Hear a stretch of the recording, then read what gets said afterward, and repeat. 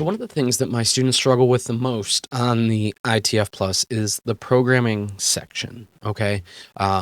If you haven't done any programming in the past, it can be a little bit difficult, but today we're just going to cover kind of the just what you need to know for the ITF Plus. Remember, the ITF Plus is like a buffet where you can sample a bunch of different little things. So don't think that you have to have a full meal or full mastery of programming. This is all you have to know.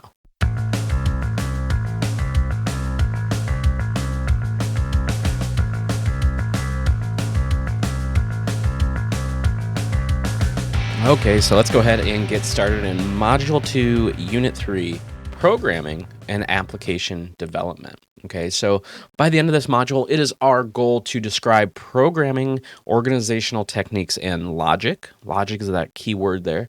Categorize different types of programming, different programming languages, and like why you would use one over another. Have a basic understanding of object-oriented programming, which we're seeing a lot of kind of modern languages really taking on, and really, if you're going to go into programming, you're going to have to understand object-oriented, and then describes different ways that you can deploy your application. So whether it's just set up for a single use, or it's a web app or a mobile app, whatever that might be.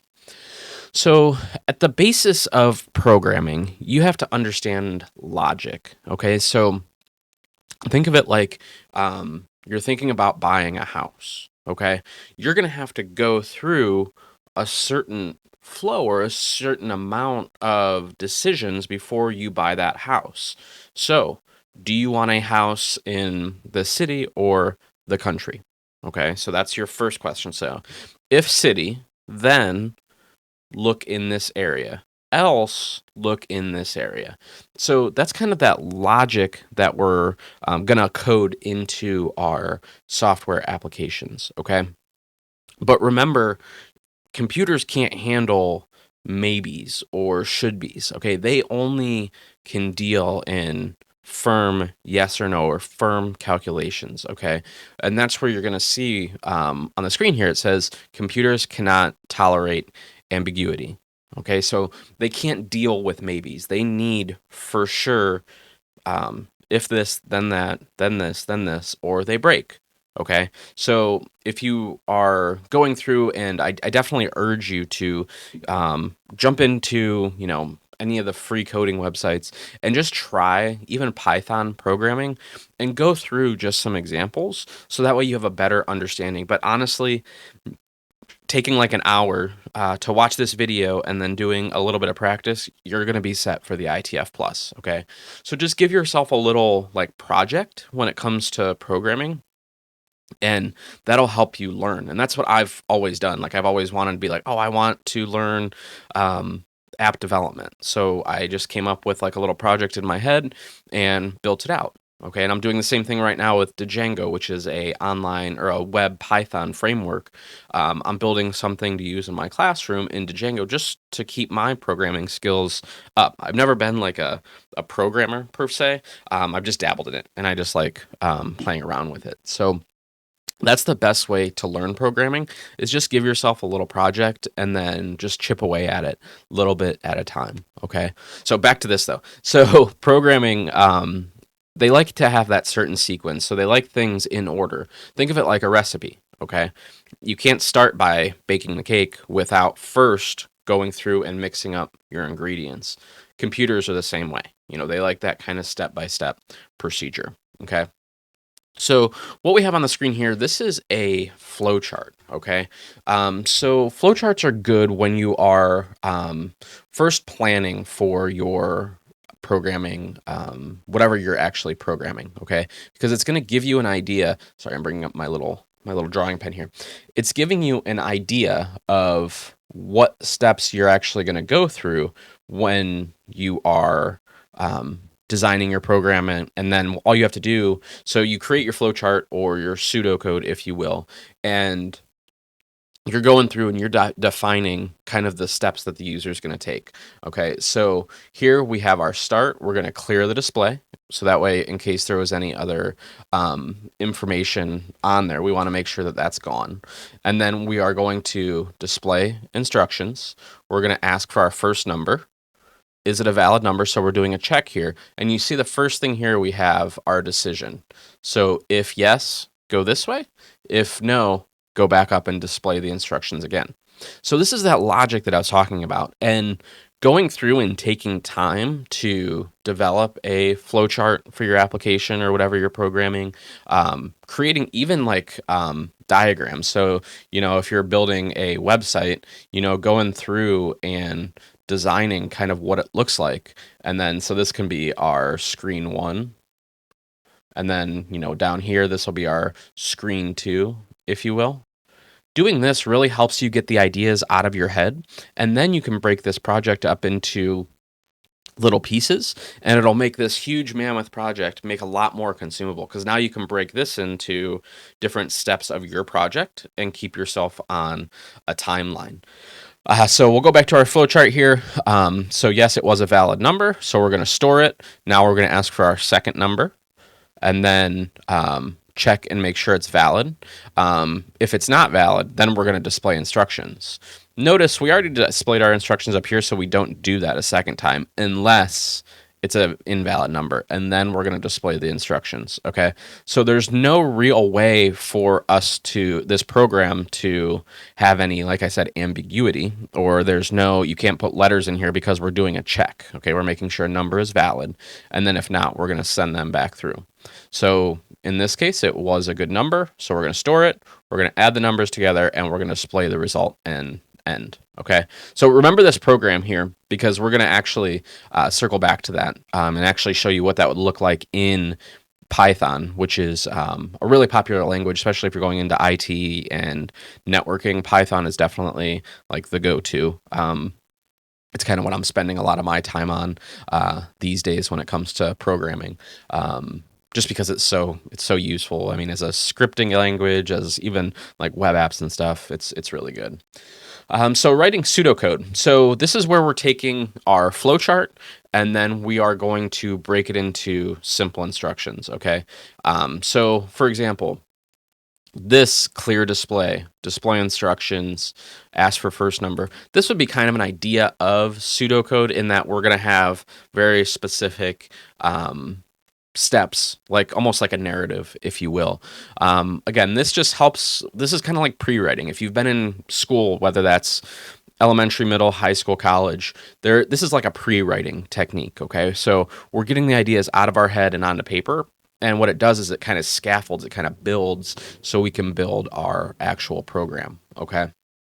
So a couple of these things that you need to know when it comes to programming, this is kind of like vocabulary, if you will. You have to have a really good understanding of these for the ITF plus. So let's go through these.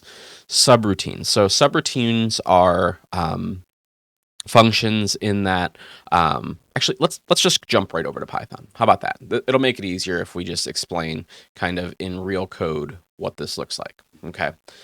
So this is that first subroutine that we had early on. So if you remember that flow chart, we have this is our subroutine right here. So we're going to add our numbers together. So we're going to define it as add number, and then it's expecting to have two different numbers given to it. Okay, remember, can't have ambiguity. If it has one number, it's not going to work. If it has three numbers, not going to use them. Okay, so from here, we're going to have our variable total is equal to number 1 plus number 2. Okay, so if you can follow that, the little process from earlier, we are going to ask for our first number. We're going to ask for our second number. And then we're going to call our subroutine, which is add number, which is right here. And then we're going to give it number 1 and number 2 because we defined them here. So if we run this, you can see right down here, add a number. So we're going to say, I don't know, 26. And then our second one is 16. So we're going to add that. 42. The answer to the world, the universe, and everything. Okay. So it just went through and added those numbers, and then it printed the total out on the screen. Okay. So let's unpack this a little bit more. What is a variable? Okay. So a variable is something, think of it like a bucket. Okay. So this is our variable right here.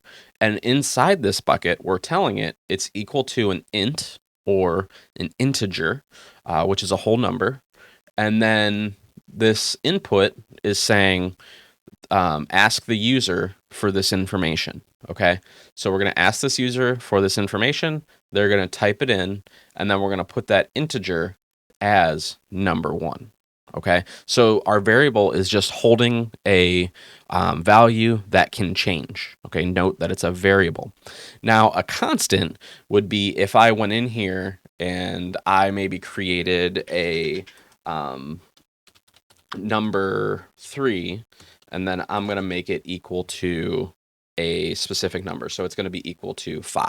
Okay, so I'm going in there and saying you are 5. Okay. And constants are defined a little bit different, but the idea is that you know the difference between a constant, which means it's going to stay the same, it's not going to change throughout your program, and a variable, which can actually change. Okay.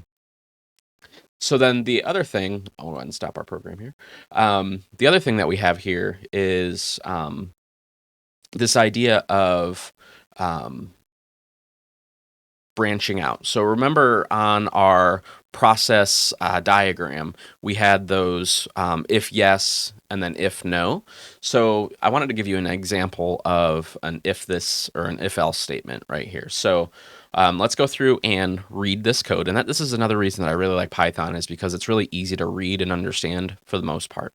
Okay, so we're going to define our first thing is our hello. So what do we want to say if the choice was hello? And it is hello and then the name. And then we're going to define goodbye. So if it's chosen goodbye, we're going to print goodbye plus the name. So here, this is our variable. It's called name. And then we are going to gather the name of the person from the input. That means the user is going to type it in, just like our math one up front, or a couple minutes ago. So then we're going to give it a menu option. Okay, so our variable is menu option equals to input. So enter option greeting or bye. So if they entered, it's now going to go through again because we're going step by step. It's going to say if menu option is equal to greeting, then say hello. If it's equal to bye, it's going to go to goodbye. So then let's say in our case we said it's hello. So now if it is equal to greeting, then go to hello. So we're going to go up to this hello subroutine, and it was passed to the name because we have it right here. We're going to give it name, and then it's going to print out on the screen hello plus name. Okay, so again, this is our if this is kind of our choice that happened, and from there it's going to execute whatever choice is made in your code. And honestly, I would say that's probably one of the things that you'll use the most out of your program, is just figuring out like the logic, the if the conditional statement. So if this, then that, understanding just that logic or be able to boil down your thoughts into that logic are really going to help you. Okay. Other than that, we have, if you notice, there was some comments in that code. Like right here, there's this little hashtag, and then where I can just type in whatever. This isn't part of the code. These are just comments to kind of explain. So I could be like, this function runs when the user enters greeting. Okay, so that way if you're reading this code, you'll kind of have an idea of the different things that are being put in that block. So comments are just a way to document your code, if you will.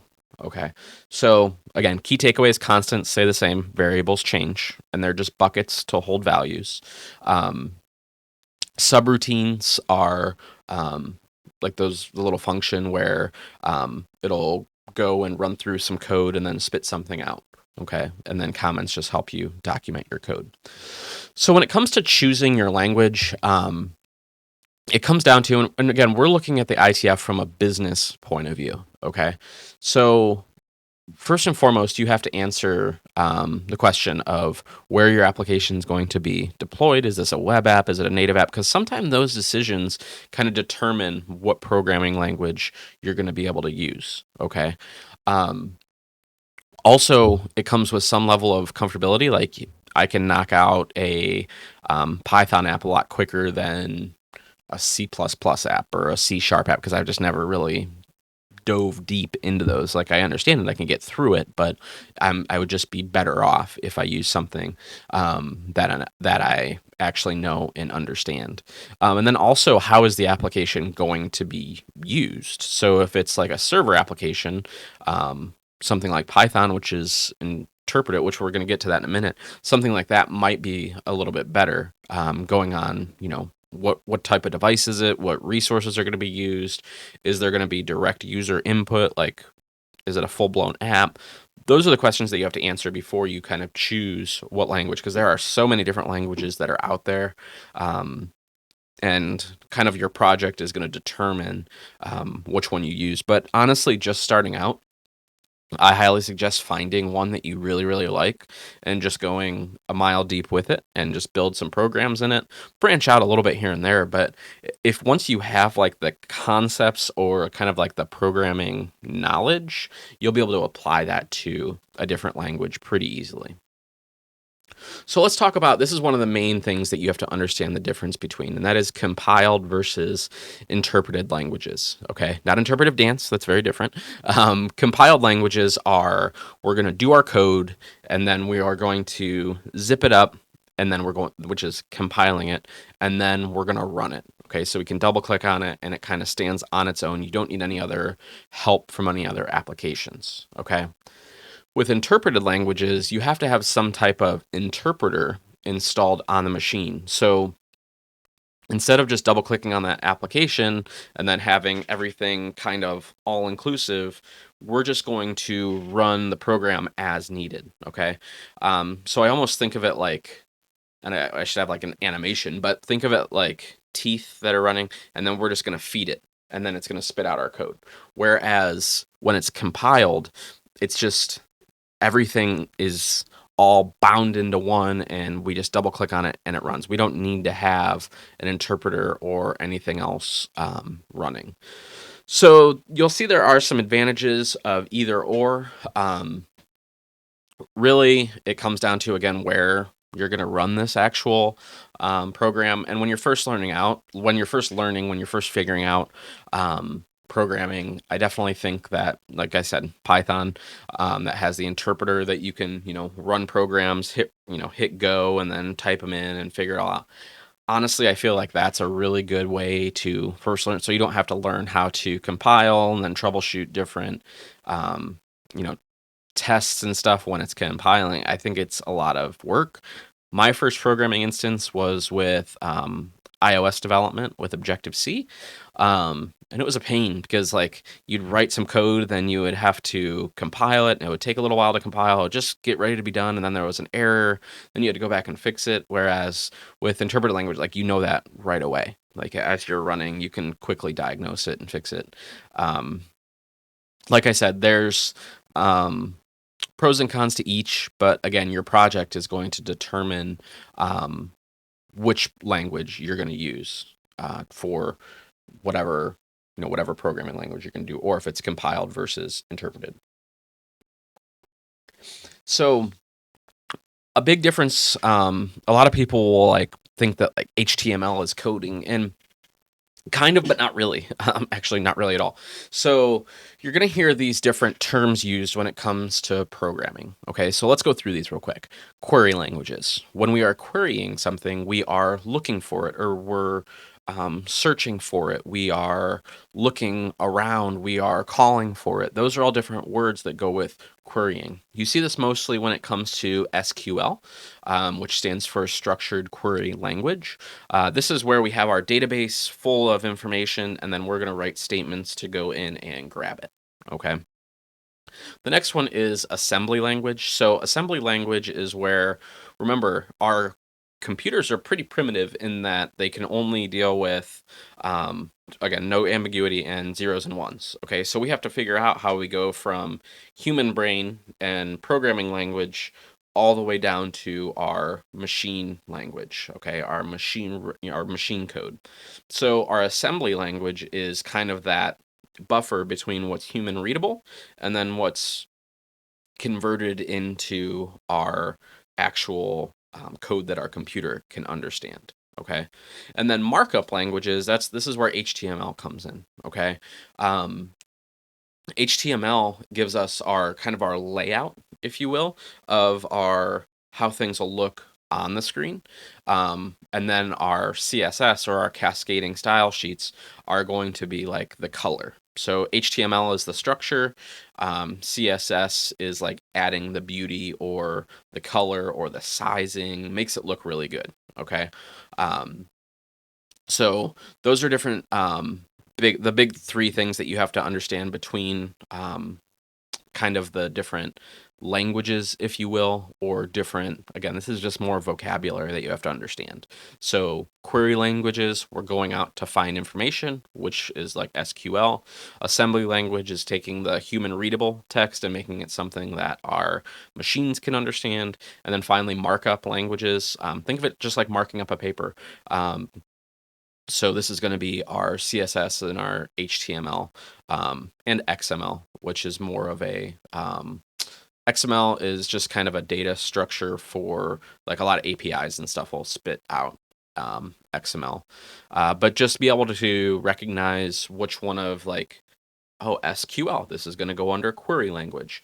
HTML, this is going to be under our markup language. Oh, assembly language is what allows us to convert from human readable to something the machine can understand. Okay. So we talked about variables and constants a little bit earlier, but again, variables can change when the program executes, where constants are going to stay the same. Again, these are just storing values that the program can use. Okay, when we saw that in our example earlier. So containers are what we use when there are multiple items. Okay, so an array is going to have, think of it like a box that has a bunch of little square compartments, and they're all pretty much the same size. Okay, and in this box, it can only have integers, so it can only have a whole number. Okay, so in the first position, so in position 0, we're going to have the number 1. In position 2, we're going to have the number 42. In position 3, we're going to have XYZ. So, well, not XYZ, it has to be numbers, remember. So it'll be 4, 7, 8, 9, 10, whatever that might be. And then when we want to go grab that information in our code, we would say go to this point. So go over to position number 3 and pull that integer out. And that's the one that we're going to use. Okay. Arrays just allow us to store multiple variables inside. Okay. Vectors, on the other hand, so arrays are have a fixed number of elements inside, where vectors are arrays that can grow and shrink in size. Honestly, I've personally only dealt with arrays. I have not used vectors at all, I don't think. I've always just tossed some information in arrays so I can come back and grab it. For example, like let's say you're building an application that you want to pull in Twitter information. So we're going to pull that Twitter information down, store it in an array, and then pull from that array and put it up on the screen. Okay, so again, it's pulling in that information, saving it in temporarily in an array, and then on our screen, we're going to pull it out position by position. Okay. So branches and loops, these were those if then statements. Loops are going to basically go in a circle until a condition is met. So I want you to run around the track until you get to a mile and then stop. It's the same thing, but with code. So in cybersecurity, we can use loops for like trying different passwords. So we're going to loop through, try this password. Did we get a success? No. Okay, so keep going. And there's different types of loops that are out there, but this is going to be for like reoccurring, or we want to try something until we get a result, whereas branches are going to be our if this, then do this, else do this. Okay, and again, we looked at that kind of in our code when we looked at it in Python a little bit earlier. Okay. So these are, and these kind of change, these are our operators. These kind of change depending on the language. But just, we're going to go through them just kind of as a generic explanation. But just note that, like, I know like the equal sign is different in some languages as far as like what it does. And the double equal sign is different in some languages, but we'll go through them as far as what the ITF is looking for. But remember, as you're like developing your side project or your passion project, whatever that might be, just kind of look at the documentation, go through a couple tutorials, and figure out kind of how these apply to you. So the first one is the double equal sign. That means is equal to. So it's going to return true if it's the same. So what does that mean? So if we have like number 1 and number 2, and in our program, we want us to know, are they the same? That's where we can use that double equal sign. And then when we read out that statement, it'll either be a true or a false, which is also a Boolean. So are these both the same? Yes or no? If we have an exclamation point or equal to, are they not equal? Okay, so are these numbers not the same? Are these statements not the same? Are whatever we put, are these variables, are these integers, whatever it might be, are they not the same? So then if less than, greater than, again, this is just kind of basic math stuff, greater than and equal to, less than or equal to, that's, again, you probably understand what that means. If not, shoot me a message. We can go through all this stuff over and over again. Logical. So when it comes to our logic, using and an or are two very different things. So if this and this are true, then this is true. Okay? Where if this one is true or this one is true, we're going to return true.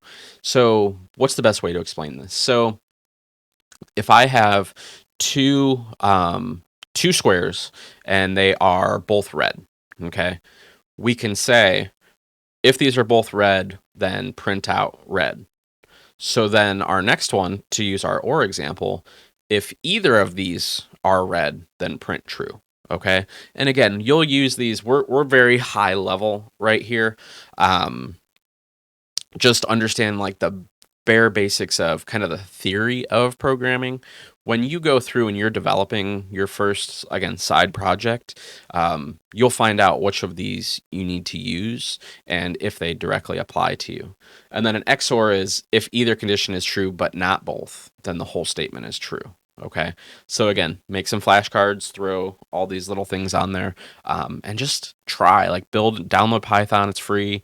There's tons of free tutorials. If you can't find them, I can send you some links to some. But just try this stuff out. That's the best way to get better at programming. Okay. Procedures and functions, we talked about these, where we're going to have like think of them like puzzle pieces of code that come together and they're all reusable, because we don't want to have to retype. If we're going to do the same thing over and over again, we don't want to have to keep retyping this block of code. So it's easier to build that function that we just send our work to, and then it spits out what we need it to. Okay. So remember, functions return a value. So they're always going to return something. So when we looked earlier with when we were adding those numbers together, we gave it number 1 and number 2, and then it returned our result. Okay. Comments they don't go through like when either if we compile or interpreted. They're just a way for us to take notes on our code itself. So then we get into the idea of object-oriented programming. So the idea behind object-oriented programming is each of our, what we're programming is a thing, and then we define what this thing looks like. So think about yourself. So how tall are you? What color hair do you have? how old are you? What color are your eyes? So we're going through and we're defining these objects, and then we're going through with attributes. So like what I just told you, the attributes about me. Methods. So methods are going to be kind of the how we do different things, and then properties defining. Attribute would be I have eyes. My property is what color are those eyes. And what we're going to do is we're going to create this object, and then we are going to make modifications to it based on our user input. Okay, so it's less like the step by step and more of the we're going to define what the end result could look like, and then we're going to change it based on user inputs. I'm trying to think if there's a better way. I mean, just knowing that, tying object oriented and going through like that things like I just kind of went through it, I think you'll be good as far as the actual ITF is concerned. So earlier I mentioned kind of having that interpreter there. This is going to be very similar in that scripting languages are used primarily for like management of applications, in that we are going to create a list of commands, kind of like a recipe, and then the interpreter is going to kind of run through those commands kind of one by one. Very similar to scripting. So in cybersecurity, we write bash scripts a ton, in that we try to automate different things. We use in Windows, we use PowerShell scripts to be able to do, again, automate. Like we might want to do these 5 things every time a Windows machine boots up. We can script that out and set it to run at login, and then it'll go through again, create that recipe. It's gonna go through. It's gonna add our ingredients. It's gonna bake it, and it's gonna be done. Okay, so again, scripting files are mostly for automation. I mean, they can be, I guess, technically programs, but it's just a little bit different. Like I mean, there's some scripts that get very in depth and open up a bunch of different applications and get results and put those results into another application. So I mean, you can get super complex with it, but again, it's script files are just going to go from the top to the bottom, and then they're done. They're not going to really do like all that bouncing around stuff. You don't have to compile them. You can just use a text editor in order to make them. So to prep for the test, I would suggest just making a batch file. Even if that batch file just asks you, for your name, and then it says, hello, your name, that is plenty, just so you understand kind of the differences between them. If you want to get more advanced, have a batch file that when you start up your computer, it opens up, 2 or 3 of your favorite applications, whatever it might be. Okay. So when it comes to deploying your application, we talked a little bit in the previous videos about like the App Store and downloading the apps from there or from a website and going through the installation phase, or if you're on a if you're on an Apple device, going to the App Store, on an Android, a Google Play Store. So having that end in mind for what type of device you are actually going to use, that's going to determine your programming language. But then also, a subset of that is, how are you going to deploy this? Okay, is this a single platform, meaning you're only going to make it for a Windows machine? Or is it going to be cross-platform? Are we going to build it in Windows? Are we going to build it in Mac? Or are we going to build this as a web app? We've, over the last 5-10 years, the distance that web apps have come over that short period of time is crazy. Like I was just last night using Google Remote Desktop, and they kicked me over to the web version. They're like, hey, we're not really doing the native stuff much anymore. Go check out the web version and just save it to your desktop. So they're able to do remote desktop from a web browser on a mobile device. Like, it's just come so far to be able to what we can do with just web apps. And even look at Chromebooks. I mean, they're 100% web app dependent, and you can get a lot of work done on a Chromebook. So that's definitely becoming more and more our future as far as like what we're going to see in the next 5 to 10 years is just, I think, 100% web apps. Now, there's going to be some times when you have to have a native application, but even like the Xbox streaming stuff is all web-based. So, I mean, I could play an Xbox game on my phone through a web browser. Like, it's just crazy to me. So, if I were coming up in the IT world, I would definitely be focused on web technologies and web-based programming. So, okay, there's a couple different ways that we can install our application. Obviously, local installation means we're going to install it on our local machine. It's going to store the data on our local hard drive. Network installation means it's going to be on a server somewhere and it requires the network connection. And cloud hosted, cloud just means someone else's computer. So it's going to be running on the cloud, and you're going to need an internet connection to interact with it, and your data is going to be saved on the cloud. Okay, so that was a lot. You might have to watch the video 1 or 2 times. And honestly, you feel free to reach out, because programming to me it's not my first primary thing. Like I've developed iOS apps, I've developed some web apps, like I've gone through it and I've done it, but it's not something that I do every day.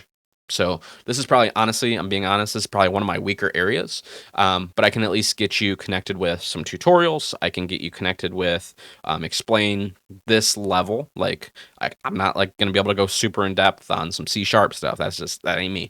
But I can get you connected with those people that can, or I can help you, again, just kind of digest this stuff a little bit. And don't forget, I do have a study guide that's linked in this video that you can download for free. It's like 15 pages. It covers some of the programming stuff. It also has some practice questions on there as well. Speaking of questions, I'm going to put some questions up on the screen. We're going to give it a little bit pause, and then I'll put those answers up there for you as well.